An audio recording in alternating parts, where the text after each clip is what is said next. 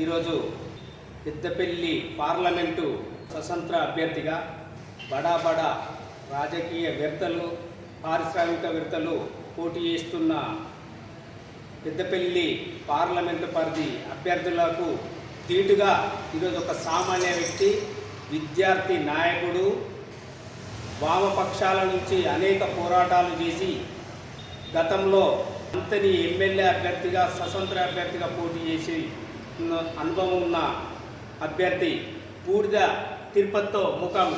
నమస్కారం అండి. మీరు పెద్దపల్లి పార్లమెంటు స్వతంత్ర అభ్యర్థిగా పోటీ చేస్తున్నారు. మీ రాజకీయ ప్రస్థానం ఎలా మొదలైంది ఒకసారి మా వ్యూవర్స్కు చెప్పగలరు? అందరికీ నమస్కారం. నా పేరు బూడిద తిరుపతి. నేను గత 1999-2001 సంవత్సరం నుంచి నేను రాజకీయ రంగంలో కొనసాగుతూ ఉన్నాను.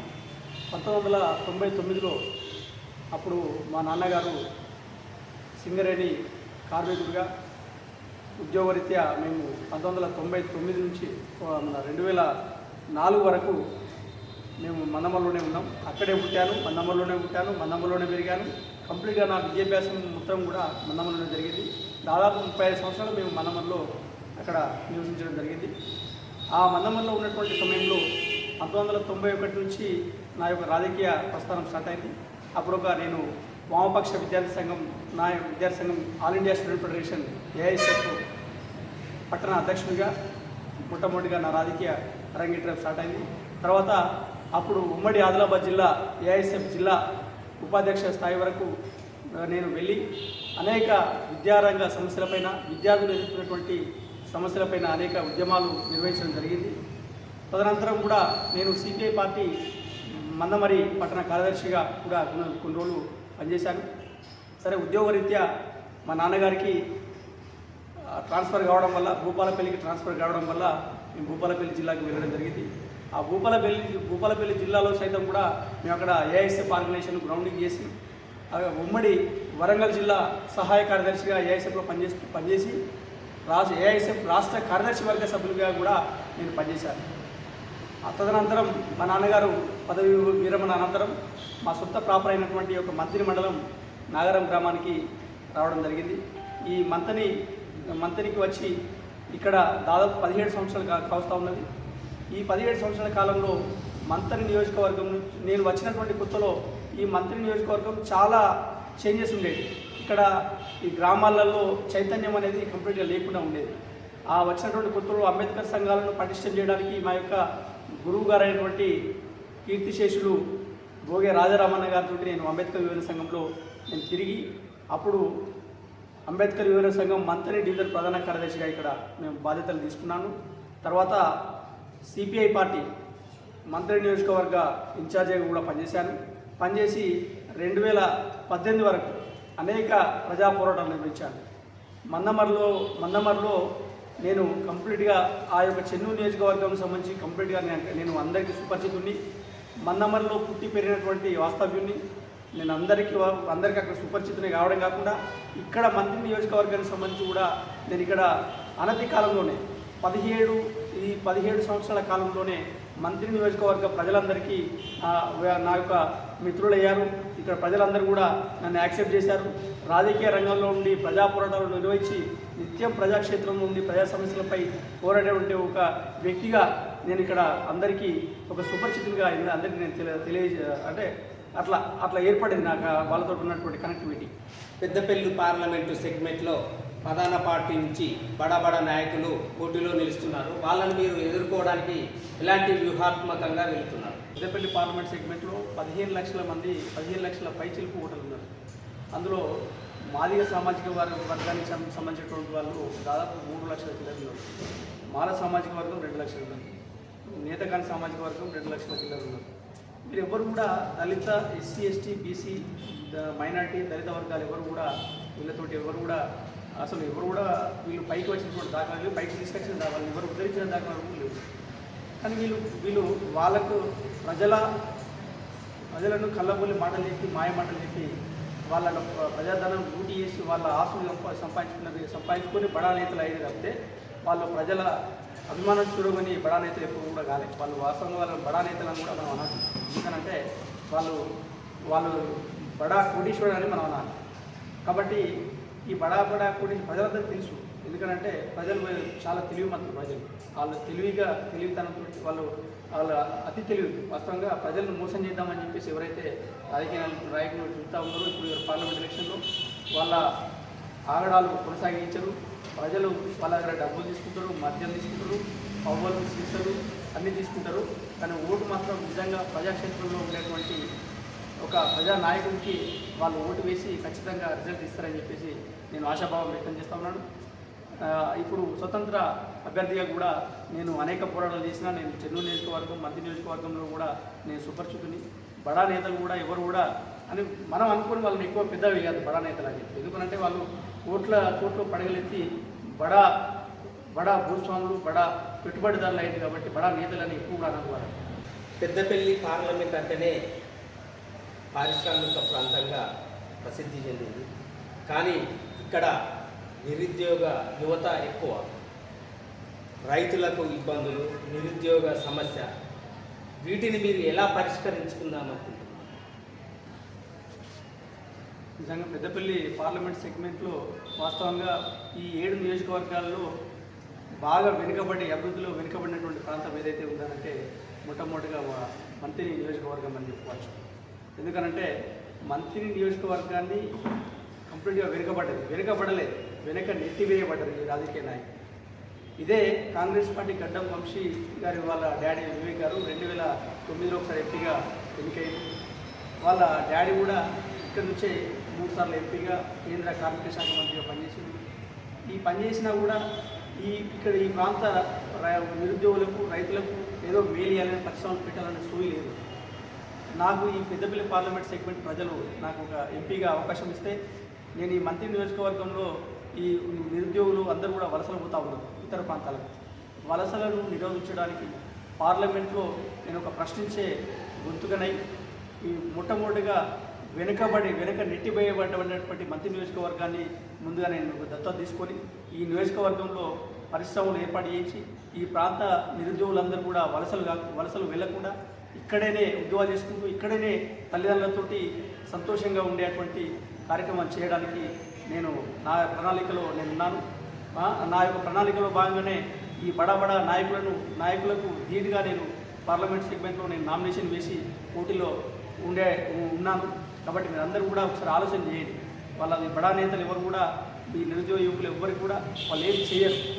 కేవలం ఎలక్షన్ అప్పుడు డబ్బు సంచులు నోటగడ్డతో వస్తారు తప్పితే మీకు ప్రజాసేవ చేయాలన్నటువంటి చిత్తశుద్ధి కూడా ఎవరు కూడా ఈ ప్రాంత రాజకీయ నాయకులు ఎవరు కూడా లేరు. వాళ్ళు స్థానికులు అసలు కానే కాదు. వాళ్ళు ఎలక్షన్ పారాషూట్ నాయకులు నడవాలి. కాంగ్రెస్, బీఆర్ఎస్, బీజేపీ సంబంధించిన నాయకులు పారాషూట్ నాయకులు ఎలక్షన్లకు వస్తారు, వాళ్ళు నోటగడ్డలు ఇస్తారు, ఓట్లు వేసుకుంటారు, వెళ్ళిపోతారు. మీరు వామపక్ష ఉద్యమాలు చేసిర్రు, స్వతంత్ర అభ్యర్థిగా ఎమ్మెల్యేగా పోటీ చేసిర్రు, ఎన్నో ఉద్యమాలు చేసుకుంటూ ఈ రాజకీయంగా మార్పు రావాలని, ప్రతిసారి రాజకీయ మార్పు రావాలని మీరు కోరుకుంటున్నారు. అది ఎలాంటి రాజకీయ మార్పు రావాలని మీరు కోరుకుంటున్నారు? 2018లో మంత్రి నియోజకవర్గం తరఫున స్వతంత్ర అభ్యర్థిగా నేను ఎమ్మెల్యేగా పోటీ చేశాను. అప్పటి నుంచే నాకు వాస్తవంగా చట్టసభలలో పోటీ చేయడం నాకు అది మొట్టమొదటిసారి 2018లో మంత్రి నియోజకవర్గం నుంచి స్వతంత్ర అభ్యర్థిగా పోటీ చేసినప్పుడే నాకు ఒక రాజకీయ అనుభవం ఏర్పడ్డది. ఎందుకనంటే ప్రజాక్షేత్రంలో ఉండి ఇక్కడ జరుగుతున్న పరిణామాలన్నీ పూర్తి స్థాయిలో నాకు ఒక గుణపాఠం లాగా నాకు అనిపిస్తుంది. ఎందుకనంటే ఇప్పుడున్నటువంటి సమాజంలో పట్టి పీడిస్తున్నటువంటి పేదరికాన్ని ఈ రాజకీయ నాయకులు ఆసరాగా వేసుకుని అప్పటిదప్పుడు ఎలక్షన్లకు 2 రోజుల ముందు వాళ్ళు ఇచ్చేటువంటి తాయిలాలకు డబ్బులు పెట్టి ప్రలోభ పెట్టి మభ్యపెట్టి వాళ్ళకు డబ్బు సంచినటువంటి ఓట్లు కొనుగోలు చేసి రాజ్యాధికారం ఇస్తాను. అయితే మార్పు అనంటే నేను ఏ విధమైనటువంటి మార్పు అంటున్నానంటే సమాజంలో ఇంకా చైతన్యవంతమైనటువంటి ప్రజానీకం లేదు. ఈ చైతన్యవంతమైనటువంటి ప్రజానీకం నుంచి మార్పు రావాలి. ఎందుకనంటే ఇప్పుడున్నటువంటి సమాజంలో కేవలం పెట్టుబడిదారులు, బడా భూస్వాములు, వ్యాపార వర్గాలకు సంబంధించినటువంటి వాళ్ళు రాజకీయాల్లోకి వస్తూ ఉన్నారు. వీళ్ళ దగ్గర పెట్టుబడిదారులు, వాళ్ళు బడా కోటీశ్వరులు వచ్చి ప్రజలను ఒక గొర్రెల వల్లే వాళ్ళు అట్లా ఊహించుకొని వాళ్ళను అప్పటిదప్పుడు ఓట్లతో కొనుక్కొని రాజ్యాధికారం చేపడతా ఉన్నారు. రాజ్యాధికారం చేపట్టి ప్రజాధనం లూటీ చేసి ప్రజలను కొనుగోలు చేసి ప్రజాధనాన్ని లూటీ చేసి ఆ లూటీ చేసినటువంటి ప్రజాధనంతో వాళ్ళు కోట్లకు పడగలెత్తు కోటీశ్వరులకు పడగెత్తు వాళ్ళ స్వలాభం కోసం చేసుకుంటూ వాళ్ళు కోట్లకు పడగెత్తుతా ఉన్నారు. ఇటువంటి సిస్టమ్ మారాలి అంటే ప్రజల లోపల ఒక చైతన్యం రావాలి. ఎవరైతే డబ్బు సంచులతో ఓట్లు కొనుగోలు చేసేటువంటి రాజకీయ నాయకులు ఎవరైతే మన ఇంటికి వస్తారో వాళ్ళ దగ్గర డబ్బులు తీసుకోవాలి. ఎందుకంటే ఆ డబ్బులు మనవి. ఆ డబ్బులు తీసుకొని నిజమైనటువంటి ప్రజాక్షేత్రంలో ఉన్నటువంటి ప్రజా నాయకుడు ఎవరైతే ఉన్నారో వాళ్ళందరికీ ఓటు వేసి వాళ్ళకి విజయం చేకూరిస్తే కంప్లీట్గా సమాజంలో ఒక మార్పు వస్తుంది, అభివృద్ధి జరుగుతుంది, ఇక్కడ పరిశ్రమలు ఏర్పాటు అవుతాయి, అందరికీ విద్య, ఉద్యోగం, ఉపాధి అవకాశాలు ఇక్కడ దొరుకుతాయి. అదేవిధంగా ఈ ప్రాంత రైతులకు కూడా ఇక్కడ ఎవరెవరికైతే పంటలు పండించుకోవడానికి నీళ్లు మొన్నటి వరకు నుంచి ఇక్కడ మంత్రి నియోజకవర్గం సంబంధించి నీళ్లు రాక రైతులందరూ స్వచ్ఛందంగా రోడ్ల మీదకి ధర్నాలు చేసింది. అప్పుడు ధర్నాలు చేసినప్పుడు ఏ ఒక్క రాజకీయ పార్టీ సంబంధించినటువంటి నాయకులు ఎవరైనా వచ్చినా ఎవ్వరు కూడా వచ్చి మీరు మద్దతు ప్రకటించలేదు. ఎందుకు ప్రకటించలేదు రైతులకు అనంటే మీరెవ్వరు కూడా ఓట్లు అమ్ముకున్నారు కాబట్టి మీకు వచ్చి వాళ్ళు రాజకీయ పార్టీ నాయకులు మద్దతు ప్రకటించలేదు. కాబట్టి ఈ విధానం కంప్లీట్ సిస్టమ్ మారాలి. అంటే ప్రజాక్షేత్రంలో ఉండి ప్రజా పోరాటాలు నిర్వహించి ప్రజాసేవ చేసేటువంటి రాజకీయ నాయకులు ఎవరైతే ఉన్నారో వాళ్ళు జైళ్ళలో ఉంటున్నారు. ఎలక్షన్లప్పుడు వచ్చి నోట్ల కట్టలతోటి వచ్చి ప్రజల ఓట్లు కొనుక్కొని రాజ్యాధికారం చేపట్టినటువంటి బడా భూస్వామిదారులు, వ్యాపార వర్గాలు వీళ్ళు ఎవరైతే ఉన్నారో రాజ్యాధికారం చేపట్టి ప్రజాధనాన్ని లూటీ చేస్తూ ఉన్నారు. కాబట్టి సిస్టంలో కంప్లీట్గా మార్పు రావాలని చెప్పేసి కోరుకున్నటువంటి మొట్టమొదటి వ్యక్తిగా నేను ఉన్నాను. పెద్దపల్లి పార్లమెంటు పరిధిలో 7 నియోజకవర్గాలు. ఈ 7 నియోజకవర్గాలల్లో ప్రధాన సమస్యలపై మీకేమన్నా అవగాహన ఉందా? పెద్దపల్లి పార్లమెంట్ సెగ్మెంట్లో వాస్తవంగా నేను పుట్టి పెరిగినటువంటి నా గడ్డ మందమరి. నేను రాజకీయ చట్టసభలలో ఎన్నికలలో నేను ఇక్కడ ఒక పోటీకి నిలబడేటువంటి గడ్డ. నాకు రాజకీయ పూర్తి అవగాహన నేర్పినటువంటి గడ్డ నా మంత్రి గడ్డ. వాస్తవంగా మంత్రి నియోజకవర్గం, చెన్నూరు నియోజకవర్గానికి సంబంధించి పూర్తి అవగాహన ఉన్నది నాకు. ఎందుకనంటే మందమరిలో ప్రతి రాజకీయ నాయకుడు ఇదే వివేక్ గారు కానీ, అదేవిధంగా వాళ్ళ అన్న వినోద్ గారు కానీ, ఇప్పుడున్నటువంటి గడ్డ వంశకృష్ణ కానీ 1999, 2000 సంవత్సరంలో మందమరి మున్సిపల్ ఎన్నికలు హైకోర్టు ద్వారా స్టే తీసుకుని రావడం జరిగింది. ఊరు మందమరి నుంచి అమరేందర్రావు అనేటువంటి వ్యక్తి మాకు ఎస్టీకి రిజర్వ్డ్ కావాలని చెప్పేసి హైకోర్టు నుంచి స్టే తీసుకురావడం వల్ల మందమరి మున్సిపల్ ఎలక్షన్స్ ఆగిపోయినాయి. ఆగిపోయినటువంటి ఎన్నికలు నేను జరిపిస్తా అని చెప్పేసి ప్రతి ఎలక్షన్లో 2000 సంవత్సరం నుంచి 24 సంవత్సరాల పాటుగా ఇదే అంశాన్ని ప్రజలకు కళ్ళబొల్లి మాటలు చెప్పి ఇదే అంశాన్ని లేవనెత్తి ప్రజల ద్వారా ఓట్లు తీసుకుంటా ఉన్నాం. ఈ యొక్క నాయకుడు ఆ సమస్య నెరవేర్చలేదు. అంతేకాకుండా మందమరిలో ఒక లెదర్ ఫ్యాక్టరీ ఏర్పాటు చేస్తా అని చెప్పేసి అక్కడ హామీ ఇచ్చి కేవలం ఫౌండేషన్ స్టోన్ వేసి చిన్న రూమ్ పెట్టేసి అది మధ్యలో వదిలిపెట్టింది. ఎప్పుడు అది 2004. అంటే అదేవిధంగా మంచిర్యాల నియోజకవర్గానికి సంబంధించిన విషయాలు అక్కడికి వస్తే ఆ మంచిర్యాల నియోజకవర్గంలో అక్కడ ఈ ఎవరైతే బీఆర్ఎస్ కాంగ్రెస్ సంబంధించి ఈయనే బీఆర్ఎస్ ఈయనే కాంగ్రెస్ గడ్డం వివేక్ వెంకట సంబంధించిన వ్యక్తి బీఆర్ఎస్లో సంబంధించిన అనే అంశాలు కాంగ్రెస్లో ఉన్న అంశాలు ఎవరైతే ఉన్నారో వాళ్ళందరూ మంచిర్యాల నియోజకవర్గంలో పూర్తిగా అక్కడ భూ కబ్జాలకు పాల్పడ్డారు.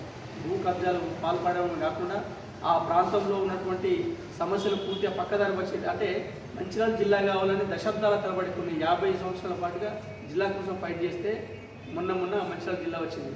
మంచిర్యాల జిల్లా సాధించిన తర్వాత కూడా ఈయన ఏమైనా ఎజెండా ప్రకటించిందంటే ఆ ఎజెండా కూడా ఏం ప్రకటించకుండానే కేవలం ఎలక్షన్లోకి వెళ్ళిపోయింది.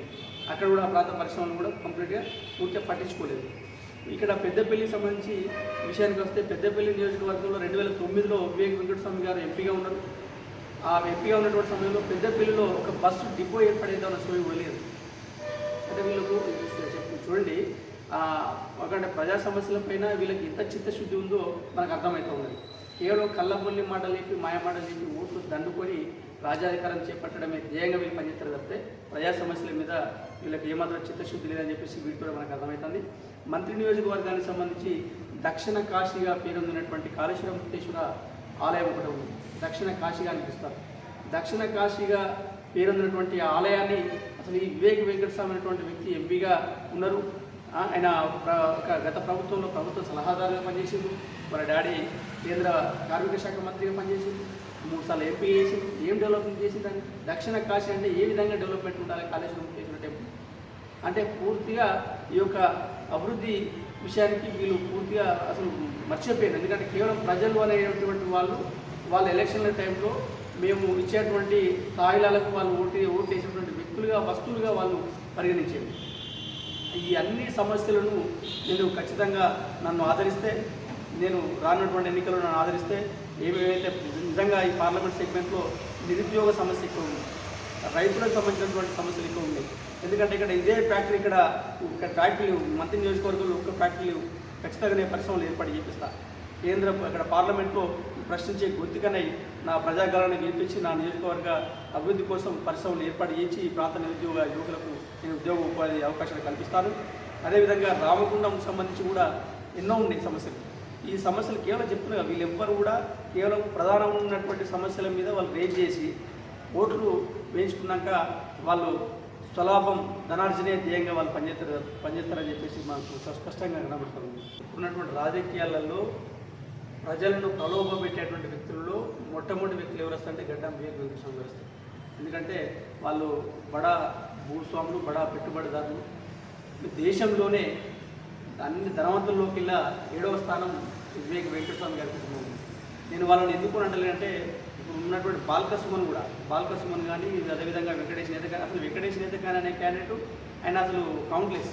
ఎందుకంటే అసలు మన పార్లమెంట్ నియోజకవర్గానికి ఎంపీగా ఉండడా ఆయన పేరేందో కూడా ఎవరికి తెలియదు. కాబట్టి ఆయన పేరు తీసి మన షో చేయాల్సిన అవసరం లేదు. ఆయన పని చేయడం అందరికీ తెలుసండి. బాల్క సుమన్ గారి గురించి చెప్పుకోవాల్సిన అవసరం లేదు. బాల్క సుమన్ గారు ఆయన ఎంపీ చేసినటువంటి సమయంలో ఏం పనులు లేదు పార్లమెంట్లో. ఎందుకంటే ఎవరు ఎదిరిస్తే వాళ్ళ మీద పోలీసులు అడ్డం పెట్టుకుని అక్రమ కేసులు బనాయించారు అందరి మీద. ఇక్కడ మంత్రి నియోజకవర్గంలో కూడా నేను మా తోటి బుడిద గణేష్ కూడా ఒక సమస్య మీద రేజ్ చేస్తే ఇమీడియట్గా ఏదో ఒక కేసు ఫైల్ చేసి వాళ్ళని లోపడబడేయండి అని చెప్పి పోలీసు అధికారులను ఆదేశించింది. అంటే వీళ్ళంతా అసలు ప్రజా సమస్యల మీద కాదు, వాళ్ళంతా దౌర్జన్యాలు, వాళ్ళ భూ కబ్జాలు ఇటువంటి పరిపాలన కూడా సాగింది. నేను ప్రజలను ప్రభావితం చేసే వ్యక్తుల గురించి నేను వివేక్ గారి ఫ్యామిలీ గురించి ఎందుకు మాట్లాడతానంటే ప్రధానంగా ప్రజలను ప్రభావితం చేసి డబ్బు ఊటకంటలతోటి నా యొక్క అమాయక ప్రజలను వాళ్ళు కొనుగోలు చేస్తారు, మీరందరూ అప్రమత్తంగా ఉండాలని చెప్పేసి అనేటువంటి సందేశం ఇవ్వడానికి నేను వాళ్ళ పేర్లు ఇస్తా ఉన్నాను తప్పితే నేను వేరే వాళ్ళను విజయడం కోసం కాదని మరొకసారి మీకు. అదేవిధంగా బీజేపీ పార్టీకి సంబంధించినటువంటి వ్యక్తి అసలు గోమాస శ్రీనివాస్ గారి గురించి కూడా మనం ఒకసారి మాట్లాడుకోవాలి. ఎందుకంటే గోమాస శ్రీని గారు ఇదే 2009లో ఇదే వివేక్ వెంకటస్వామి గారి పైన ఎంపీగా పోటీ చేశారు. అప్పుడు సరే కేసీఆర్ గారి ఉద్యమ ప్రభావం ఏమో తెలియదు కానీ అప్పుడు వాస్తవంగా ఆయనకు 2 లక్షల చిల్లరేమో ఓట్లు వచ్చినట్టున్నాయి నాకు తెలిసి. అంటే కేసీఆర్ ఉద్యమ ప్రభావం కూడా 2019 వరకు నడిచింది, 2009 వరకు నడిచింది కేసీఆర్ గారి ఉద్యమ ప్రభావం. ఆ 2009లో ఆయన పోటీ చేసినప్పుడు 2 లక్షల ఓట్లు ఏమో వచ్చినాయి, ఓకే యాక్సెప్ట్ చేద్దాం. తర్వాత 2014లో ఆయన కాంగ్రెస్ పార్టీ నుంచి కూడా ఎంపీ టికెట్ ఆశించారు. 2014లో నామినేషన్ కూడా వేసింది ఎంపీగా, వేసి మళ్ళీ విడ్రా కావడం జరిగింది. అప్పుడే ప్రజలందరూ చర్చించుకున్నారు, ఈయన బీజేపీ పోయిన కాంగ్రెస్ పార్టీ గోమాస శ్రీనివాస్ ఆల్రెడీ వివేక్ అమ్ముడు పోయినాట, సూట్ కేసు తీసుకున్నాడా అని చెప్పి ప్రజల్లో ఒక పెద్ద చర్చ జరిగేది. అది అందరికీ తెలుసు, అది మనం చెప్పుకోలేదు, అది అందరూ కూడా ఒక పెద్ద చర్చ లేవచ్చింది, అందరికీ తెలిసింది. ఇప్పుడు కూడా అదే చర్చ నడుస్తూ ఉన్నది. ఈయన వివేక్ వెంకటస్వామి గారికి అమ్ముడు పోతారు, అమ్ముడు వ్యక్తి అందుకే ఎక్కువ ప్రచారం కూడా చేస్తలేడు, ఎక్కువ తెలుస్తలేదు అని చెప్పి అందరూ కూడా ప్రజలందరికీ ఓపెన్గా అందరూ అనుకుంటా ఉన్నారు. అనుకున్నటువంటి విషయాన్ని నేను ముందు చెప్తాను. బీఆర్ఎస్ అసలు నన్ను అడిగితే బీజేపీకి సంబంధించినటువంటి క్యాడర్ లేదు. ఫస్ట్ మెయిన్గా పార్లమెంట్ సెగ్మెంట్లో బీజేపీకి సంబంధించినటువంటి క్యాడర్ లేదు. క్యాడర్ కూడా పూర్తిగా మొన్నటి ఎలక్షన్లో అసలు ఎలక్షన్ రిజల్ట్స్తో పూర్తిగా వాళ్ళు నిరాశ అయిపోయి ఎవరు కూడా హార్ట్ఫుల్గా బీజేపీ పార్టీకి పనిచేస్తలేరు. దాన్ని బట్టే చెప్పచ్చు మనం బీజేపీ క్యాండిడేట్ ఎంత స్టాండర్డ్ ఉందో అనేది మనకు దాన్ని బట్టే మనకు అర్థమైపోతుంది కదా. బీజేపీ క్యాండిడేట్ కూడా అంత లేకపోవచ్చు. బీఆర్ఎస్కి సంబంధించినటువంటి కొప్పులీశ్వర్ గారు గురించి మనం ఒకసారి మాట్లాడుకుంటే ఆయన వాళ్ళిద్దరు కాంగ్రెస్ వాళ్ళు బీజేపీ వాళ్ళు నాన్ లోకల్, నేను లోకల్ అని చెప్పి నేను చెప్పుకుంటా ఉన్నాను. అసలు ఈయన లోకల్ అయింది కదా, ఈయన కూడా నాన్ లోకలే. బీఆర్ఎస్ క్యాండిడేట్ కొప్పులీశ్వర్ అనే క్యాండిడేట్ కూడా నాన్ లోకల్ క్యాండిడేట్. అసలైన వాస్తవంలో కొప్పులీశ్వర్ అని పేరు పెట్టాలి, ఆయన కోట్ల ఈశ్వర్ అని పేరు చెప్పాలి. కోట్ల ఈశ్వర్ అని ఎందుకు చెప్పాలంటే ఆయనే ఇక్కడ గతంలో ఆ ధర్మపురి నుంచి 3 సార్లు ఎమ్మెల్యే చేసిండు. ఆయన విప్పుగా ప్రభుత్వ విప్పుగా పనిచేసిండు. అదేవిధంగా ఎస్సీ సంక్షేమ శాఖ మంత్రిగా, సాంఘిక సంక్షేమ శాఖ మంత్రిగా పనిచేసిండు. ఆయన పనిచేస్తున్నటువంటి కాలంలో దళిత బంధు స్కీమ్ కోసం 1,02 లక్షల రూపాయలు నిరుపేద ప్రజల దగ్గర నుంచి వాళ్ళ కింది స్థాయి కార్యకర్తలు వసూలు చేసి బహిరంగంగానే నా దళిత బంధు కోసం 1,02 లక్షలు వసూలు చేసిందని చెప్పి రోడ్ల మీదకి ధర్నాలు చేసిన ప్రజలు నా దళిత జాతి సోదరుల ధర్మపురి కాన్స్టిట్యూన్సీలో. అదేవిధంగా అక్కడక్కడ ధర్నాలు కూడా చేసింది. అది అందరూ ఓపెన్గా తెలుసు. అయినా దళిత జాతి దగ్గరనే 1,02 లక్షలు వసూలు చేసి దళిత బంధు ఇప్పిద్దని చెప్పేసి వాళ్ళకు మాయమాటలు చెప్పి వాళ్ళకు అధికారం రావడానికి వాళ్ళ రాజకీయంగా వాళ్ళందరినీ వాడుకున్నారు. సరే, దళిత బంధు స్కీమ్ వచ్చినా కూడా కేవలం ఆ బీఆర్ఎస్ పార్టీకి సంబంధించినటువంటి కార్యకర్తలకే వచ్చింది, కానీ నిజమైనటువంటి నిరుపేదలు ఎవరు కూడా ఆయన దళిత బంధు ఇవ్వలేదు. అసలు ఆయన దళిత జాతి ఉద్ధరణ కోసం ఏమైనా చేసినట్టు ఏమీ చేయలేదు. ఎందుకంటే ఎస్సీ శాఖ సంక్షేమ శాఖ మంత్రిగా పనిచేసి కూడా దళిత జాతి ఉద్ధరణ కోసం పనిచేయాల్సింది పోయి అసలు దళితులు ఎవరు కూడా ఆయన ఎంబడి పెట్టుకొని అసలు ఆయన ఎంబడి ఉండే తిరిగేటోళ్ళు అందరూ కూడా దళితులు ఉండరు. ఎవరు అంత ఉన్నత కులాలకు సంబంధించినటువంటి వ్యక్తులే ఆయన ఎంబడి తిరుగుతారు.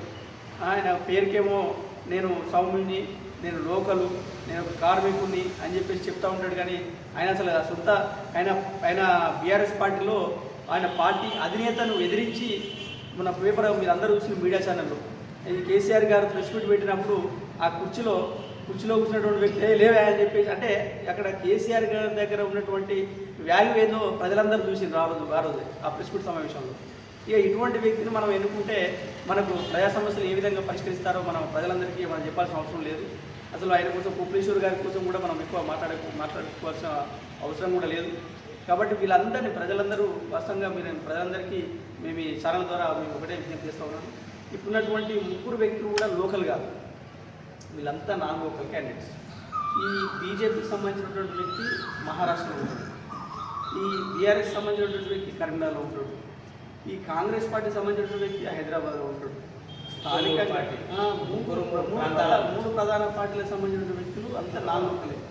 ఇక్కడ లోకల్గా స్థానికంగా ఉండి నిత్యం ప్రజా సమస్యలపై ప్రజా పోరాటాలు ఇస్తూ ఉన్నాను, ప్రజాక్షేత్రంలో ఉన్నాను.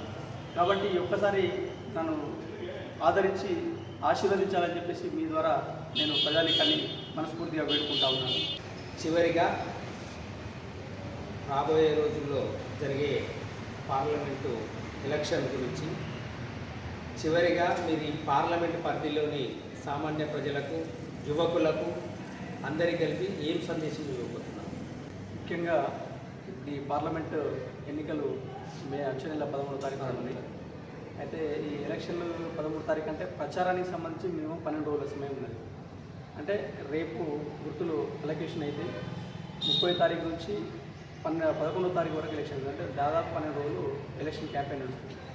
ఈ 12 రోజుల సమయంలో మేము అనుకుంటా ఉన్నాం, మేము దాదాపు పెద్దపల్లి పార్లమెంట్లో 63 మంది అభ్యర్థులు నామినేషన్ వేస్తే అందరి స్కూటీలో పూర్వంగా 49 మంది అభ్యర్థులు బరిలో ఉన్నారు. అందులో ప్రధానంగా 40 మంది అభ్యర్థులు ఇండిపెండెంట్ సంబంధించినటువంటి వ్యక్తులు ఉన్నారు. మేము ఈ యొక్క దొంగ మాటలు, కళ్ళబొల్లి మాటలు, మాయ మాటలు చెప్పి ప్రజల దగ్గరికి వెళ్ళి ఓట్లు దండుకుందామనేటువంటి బీజేపీ, కాంగ్రెస్ మరియు బీఆర్ఎస్ నాయకులను బుద్ధి చెప్పే విధంగా మేము ఈ 40 మంది ఇండిపెండెంట్ స్వతంత్ర అభ్యర్థులందరినీ ఇప్పటికే మేము కండక్ట్ చేస్తూ ఉన్నాం. మేము 40 మంది అభ్యర్థులు అందరం కలిసి ఒక యునానిమస్గా ఏర్పడి మా 40 మందిలో ఎవరో ఒకరిని నిలబెట్టి ఈ 3 అభ్యర్థులను తరిమి కొట్టి మా దాంట్లోకి వెళ్ళి ఇండిపెండెంట్ అభ్యర్థిగా ఈ నిత్య ప్రజాక్షేత్రం నుండి ప్రజా సమస్యలపై పోరాటం చేసేటువంటి వ్యక్తిని ఎన్నుకోవాలని చెప్పేసి మూకుమ్మడిగా మేమందరం ప్రచారం కోసం బయలుదేరడానికి మేము పూర్తిగా రంగం సిద్ధం చేస్తున్నాం.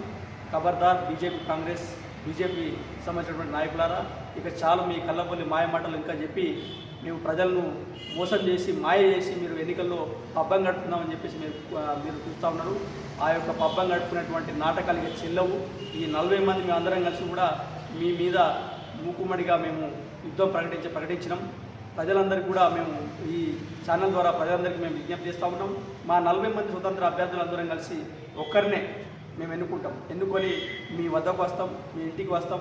మీ ఇంట్లో ఒక తోడబుట్టినటువంటి తమ్ముళ్ళలాగా మేము మీ అందరం కలిసి కూడా మేము ప్రజలకు సేవ చేస్తాం. కాబట్టి మీ యొక్క సమస్యలే మా సమస్యలుగా మేము భావించి పార్లమెంట్ పరిధిలో ఉన్నటువంటి ప్రధాన సమస్యల మీద మేము పోరాటం చేసి పార్లమెంట్లో ప్రజా సమస్యలకు పై కొట్లాడి మా గలంగా మేము మా వంతుగా మేము కృషి చేసి ప్రజా సమస్యలు పరిష్కరించే విధంగా కృషి చేస్తామని చెప్పేసి మీకు అందరికీ తెలియజేస్తా ఉన్నాం. మరొకసారి మిమ్మల్ని మేము విజ్ఞప్తి చేసేది ఏంటి అంటే ఈ దొంగ మాటలు చెప్పి వచ్చేటువంటి బీజేపీ, కాంగ్రెస్ మరియు బీజేపీ పార్టీకి సంబంధించినటువంటి నాయకుల మాటలు నమ్మకండి.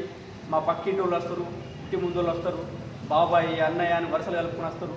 చెయ్యి గుర్తుకేయని, కారు గుర్తుకేయని, పువ్వు గుర్తుకేయని అని చెప్పేసి మీరు మన వాళ్ళతోనే చెప్పించేటువంటి ప్రయత్నాలు చేస్తారు.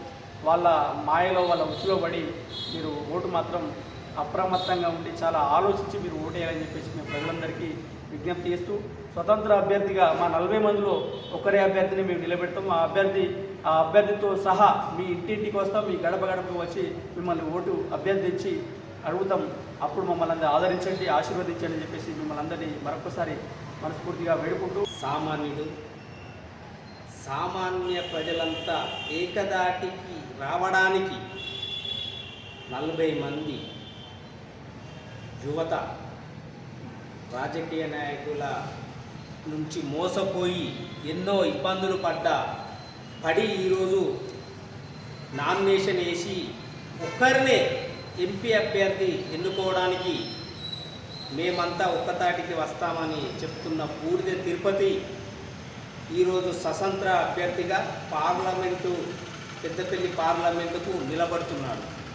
వీళ్ళందరూ కలిపి ఒకే అభ్యర్థిగా వస్తే ప్రధాన పార్టీలకు ఎలాంటి వణుకు పుడుతుందో వీళ్ళు చూపెట్టబోతున్నారు. Wait and see. మళ్ళీ కలుద్దాం మే 13.